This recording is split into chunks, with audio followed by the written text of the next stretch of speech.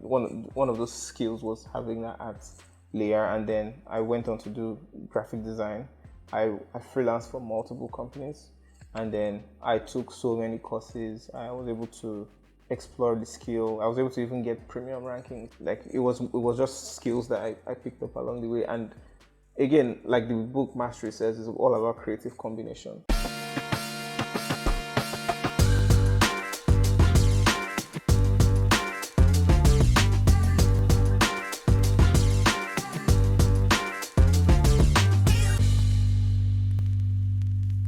Hi, welcome to another episode of the I Built It podcast, where I talk to entrepreneurs and professionals to tease out some of the details about their careers, the people, the ideas, the platforms and processes that have helped them find the success that they have.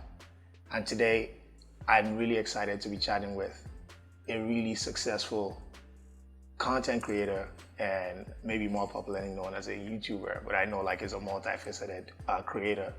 Fisayo Fosudo. Welcome to the show. Thank you very much for having me. So the very first thing I tend to do in this show is to put people on the hot seat. Oh, okay. And the question then is, in your career so far, what is the most impactful thing that you feel that you've achieved so far? Most impactful thing I feel I've achieved. I think I always like to think in terms of value. I think that I've been able to help a lot of people make decisions regarding maybe purchases or regarding using a service or software or not using a service or software. So I think I've been able to help people make certain decisions, and I've gotten so much feedback. Like people just reach out to me and they're like, "Thank you so much for this thing that you did. This video you made changed my life," or something. So yeah, I think that's just really valuable to me. Yeah, I really like that answer, and I've benefited from that directly, so I can speak to that. So the idea to pursue this career path, where did that come from?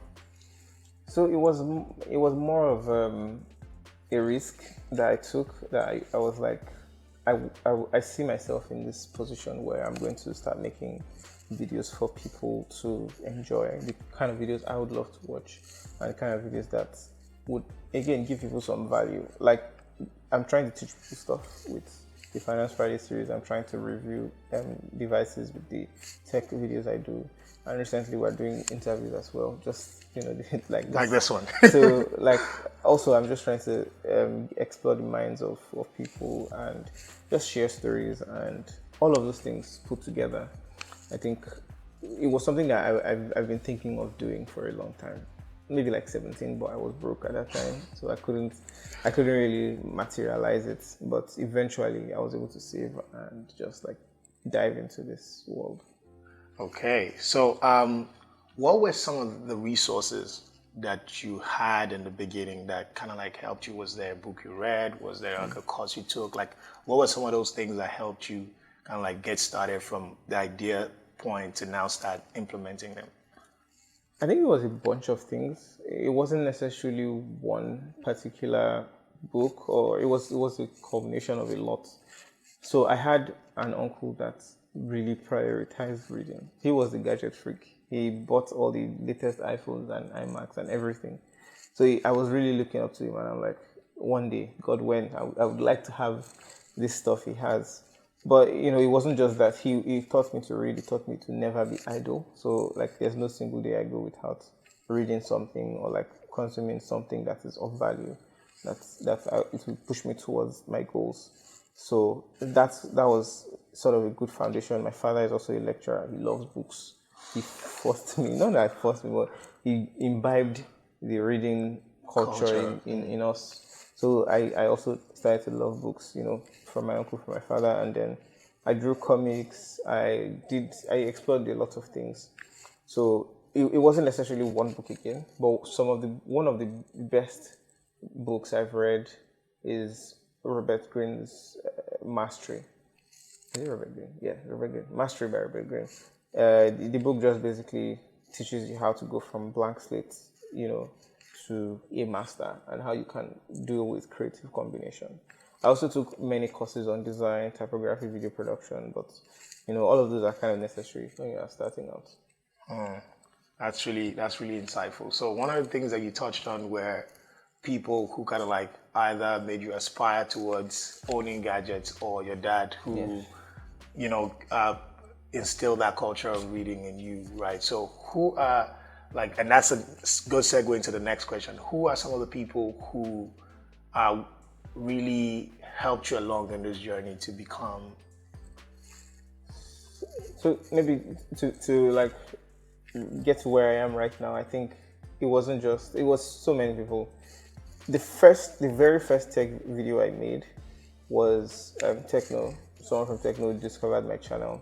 He didn't even know that I was in Nigeria at the time. He just like, I feel like maybe it's sad that he did not know, because it's almost as if you don't really expect quality. Yeah, the sophistication. But there are many people in Nigeria that are putting in the time and the effort in. I was just lucky that he DM'd me on Twitter and he was like, "Oh, you made this, nice," and he sent me a phone.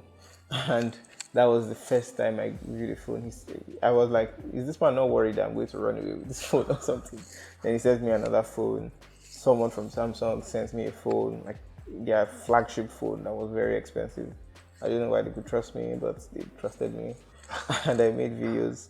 I was able to do, it was even Samsung West Africa, I think, at that time. So there were so many things that led to other things. Many other phone brands came. And today we've worked with over 70 brands, like both 70. smartphones, finance, Wow, software, everything. Oh, that's really impressive. So, yeah, it was mostly through like referral. And again, from the book Mastery, there was something that the book really said that I really, really take to heart, is that you should let the work speak for you. You shouldn't like go out there and start making statements just because you want to gain attention. You should let the work be the one that is front and center. Yeah, I mean, I've always found that content is like a very interesting magnet that kind of like draws people to you who can like maybe share the vision or share the worldview, and that's kind of like a living testimony to that. So I feel like this one is a pretty easy one. What outlet or channel has given you the biggest opportunity to showcase your creativity? It's YouTube now. It's YouTube. And again, this year, I was fortunate enough to be one of the 26 Africans that was selected for the YouTube Black Voices. Congratulations, man. Thank you.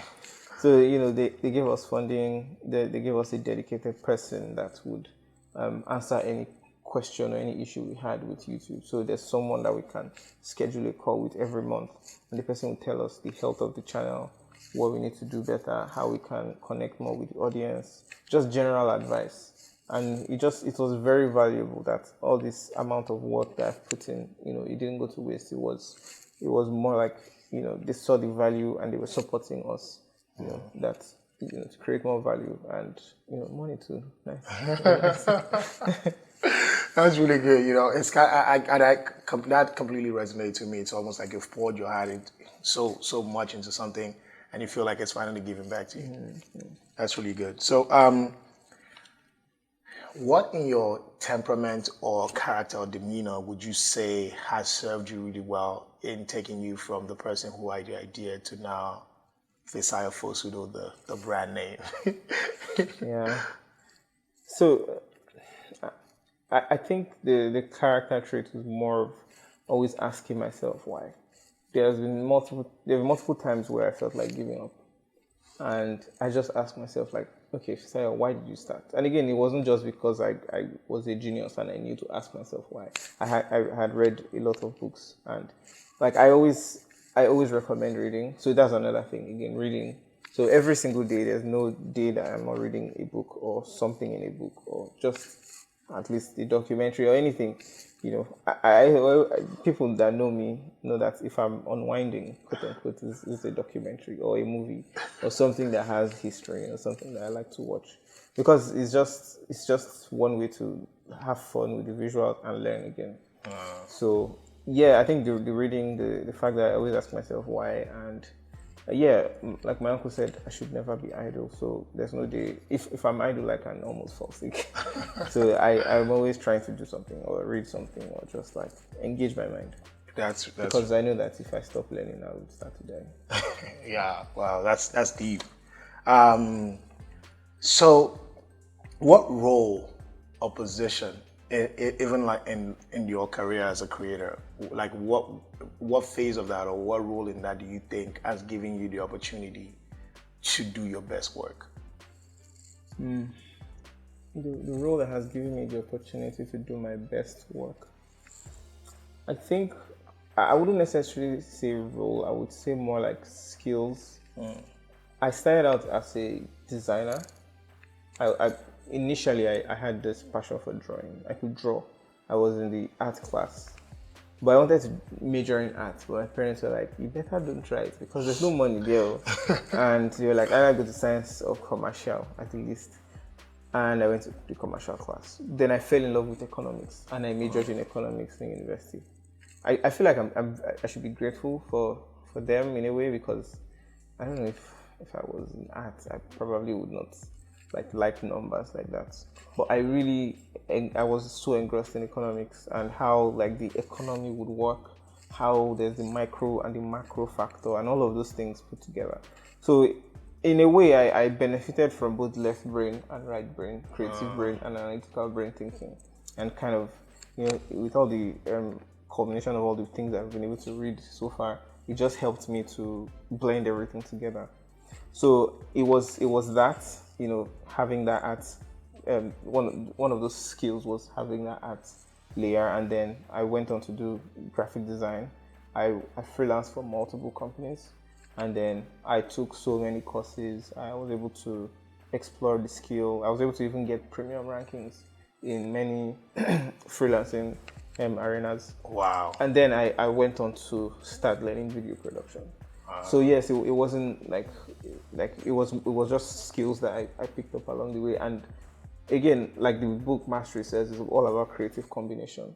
There's this thing about this lady that formed the neurobotics field, how she studied neurology, study of the nervous system, robotics, the study of robots, and then nervous system is like the nerves, everything in our body. Robots, lifelike robots, neurobotics. So the robots are now forming, have lifelike attributes.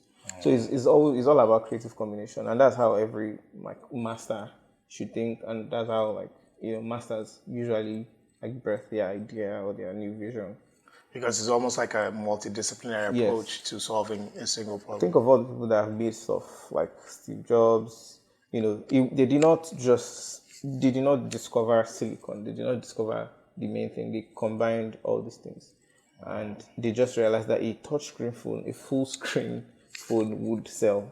And BlackBerry was like, no, that's never going to happen. People will need buttons, but look at us today.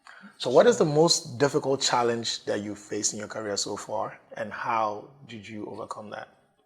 I always like to joke that one of my major challenges is NEPA. We don't have lights in Nigeria. Because sometimes you have a very important project and then they will take the light and you don't know when it would come back on. I had an interview with the deputy governor of CBN and he took the light.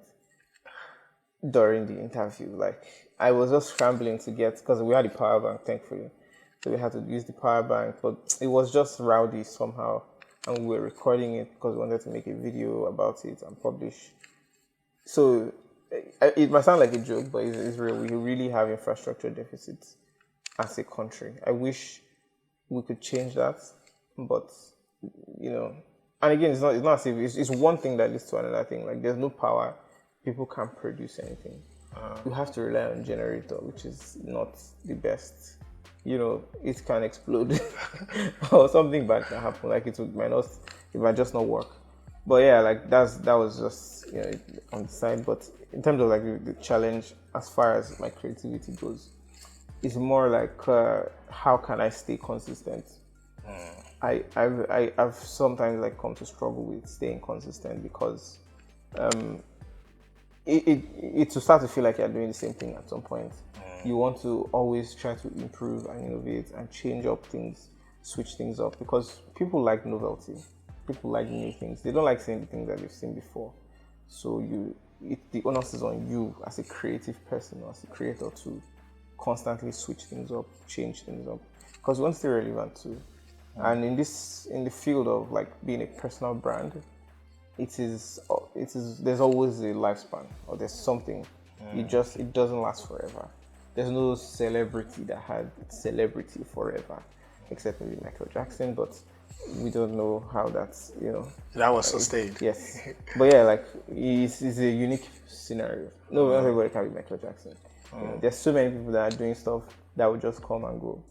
And to stay relevant, you have to like revert to asking the why question. Why did I start this thing? Also reinventing yourself, staying novel. So all of those things. Right now, I have so much work. I have so much people that I work with. I have all these things, projects. It's not how I can switch things up and how I can make it better, how I can stay relevant. So that's like a serious challenge, but it's also exciting because Exciting opportunity. at least I'm aware. There are people that might not even know. No. So essentially, it's figuring out how to better your best. Yes, maybe. So, final question is, given that all that you've been able to accomplish in the next 5 to 10 years, what is on question. the horizon for you? Question so much. Yeah, I don't know.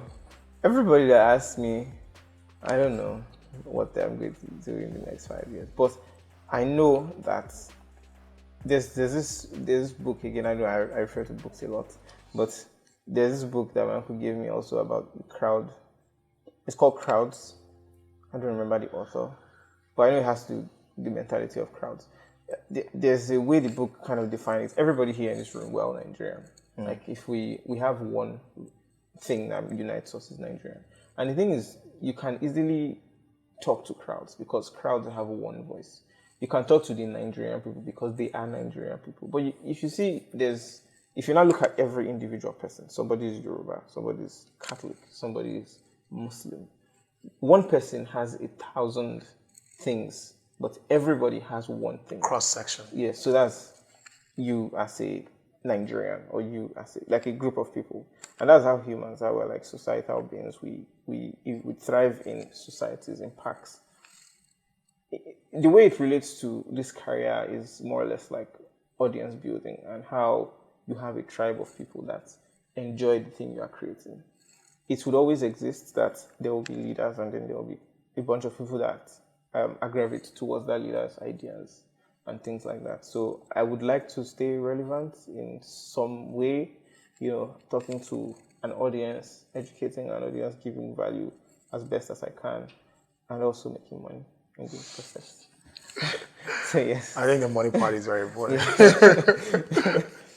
Yeah, well, thank you so much for sharing all that. I think it's been extremely valuable, especially learning about your journey. I've always known about your passion for books, but thanks for letting the audience know again, like reading is super important. Yes, read. They said that to hide something from a black man. I don't believe that stuff. You have to put it in a book. Yeah, I hate that saying. Yeah. So yeah, read as wide as possible. I feel like education is something that Nigeria really, really needs desperately. I read this book about how Japan and the US developed and how they took a bet. Imagine taking a bet on millions of people with like student loans or like stuff like that, and then that if you give these people quality education, a certain percentage of them would graduate and do great things. It's not all of them that would do great things, but quality. It's just a game like, of numbers. Yeah. It's like the way VCs invest in companies. They know that not everyone 9 out of 10 succeed. will fail, but Yes, the one that pay, but the ones that will pay off for pays everything, right? So like I think, why are we not like really investing in education like that? Why are we spending money to import stuff? I don't know. But then again, maybe I'm just looking at somebody that I don't know what's going on. Yeah, I definitely think like just like every other of Nigeria's problem, the solution to the education problem still has to come like the solution to the telecommunication problem. It has to kind of like be privatized, disrupted, and done at scale. I hope we need serious education. Yeah. Like people make decisions in this country, you'll be wondering. Yeah. Anyway, with that, we've come to the end of another engaging episode of the HIBI podcast. Please like and subscribe. Like this video if you enjoyed it. Subscribe to the channel if you want to see more amazing chats like this one. Once again, I'd like to thank my guest Fisayo Fosudo for being a great sport and sharing his knowledge with us. This has been an Afro Laser production, and we'll see you in the next one. Peace.